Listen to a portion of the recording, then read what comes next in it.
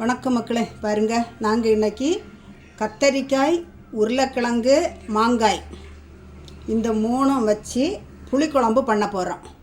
ஈஸியான மெத்தடில் நல்ல சுவையில். ஆனால் புளிக்குழம்புக்கு புளி சேர்க்க போகிறதில்ல.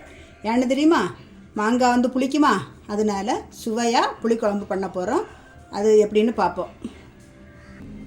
சட்டி அடுப்பில் வச்சாச்சு. கொஞ்சோண்டு எண்ணெய் சேர்க்குறோம். எல்லோரும் ஊற்றுற மாதிரி நிறைய எல்லாம் எண்ணெய் சேர்க்குறது கிடையாது, நாங்கள் கொஞ்சம் தான் ஊற்றுவோம். இதுக்கு கூட கடுகு சேர்க்குறோம். கொஞ்சோண்டு ஜீரகம் சேர்க்குறோம். கடுகு வெடிச்சாச்சு. பாருங்கள், ஒரு 7 பூண்டு. அதுக்கு கூட ஒரு 20 போல் சின்ன வெங்காயம்.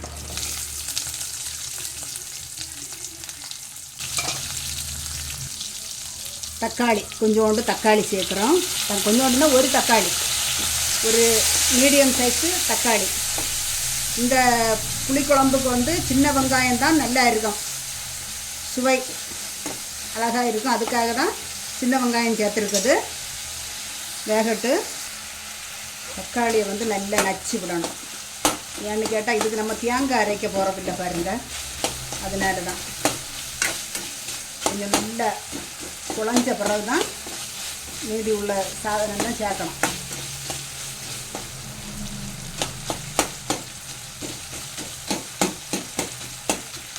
இந்த பக்குவத்துக்கு ஆன பிறகு உருளைக்கிழங்கு அது கூட சேர்த்து இந்த எண்ணெயிலே கொஞ்சம் வேக விடணும். கிண்டி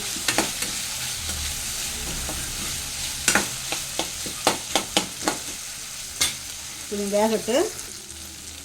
அதுக்கடுத்தது ஒரு கத்தரிக்காய் அரிஞ்சு வச்சுருக்கோம். மீடியம் சைஸில் ஒரு கத்தரிக்காய் அரிஞ்சு வச்சுருக்கோம். அதே இதுவை கூட சேர்த்து கிண்டி விட்டு வேக விடணும்.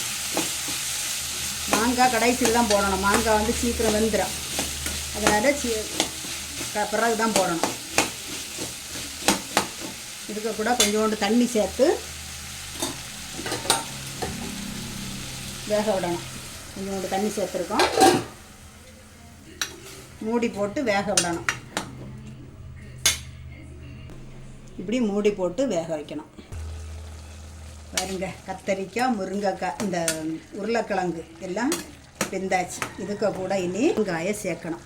பாருங்க, புளிக்குழம்புக்கு இந்த மாங்காய் தான் ஃபேவரேட். புளி இல்லாத புளிக்குழம்பு சூப்பராக இருக்கும் சாப்பிடுறதுக்கு. கேட்டீங்களா? இதுக்கு கூட இனி கொஞ்சம் உப்பு சேர்க்குறோம். கொஞ்சோண்டு கல் உப்பு சேர்க்குறோம்.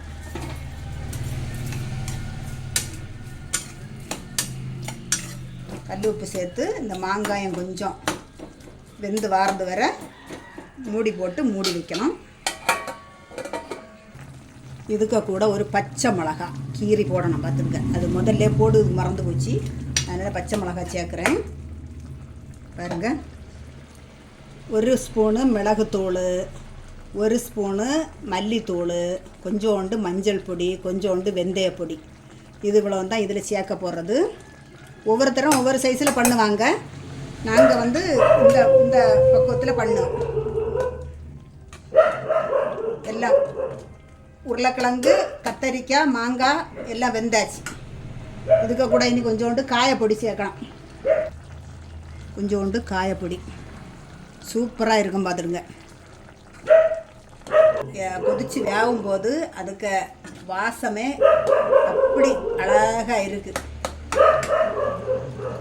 இதுக்கு கூட வாசத்துக்காக கருவேப்பிலை சேர்க்குறோம், ஃப்ரெஷ்ஷாட்டு. பாருங்கள், மல்லிக்கீரை சூப்பராக இருக்கும் சாப்பிடுறதுக்கு. எப்படி இருக்குன்னு சாப்பிட்டு காட்டேன். இங்கே சோறு எடுத்துருக்கோம். சோறுக்கு கூட இந்த தக்காளி, உருளைக்கிழங்கு, கத்தரிக்காய் புளிக்குழம்பு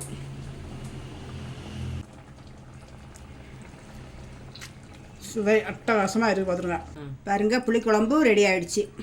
நாங்கள் பண்ண ஸ்டைல் இது தான். ஒரு கத்தரிக்காய், ஒரு உருளைக்கிழங்கு, கத்தரிக்காய், மாங்காய் இவ்வளோ வச்சு பண்ணின புளிக்குழம்பு. மாங்காய், உருளைக்கிழங்கு, தக்காளி புளிக்குழம்பு. இது பிடிச்சிருந்தால் லைக் பண்ணுங்கள், ஷேர் பண்ணுங்கள், சப்ஸ்கிரைப் பண்ணுங்கள். வணக்கம். காரசாரமான புளிக்குழம்பு ரெடி ஆயிடுச்சு.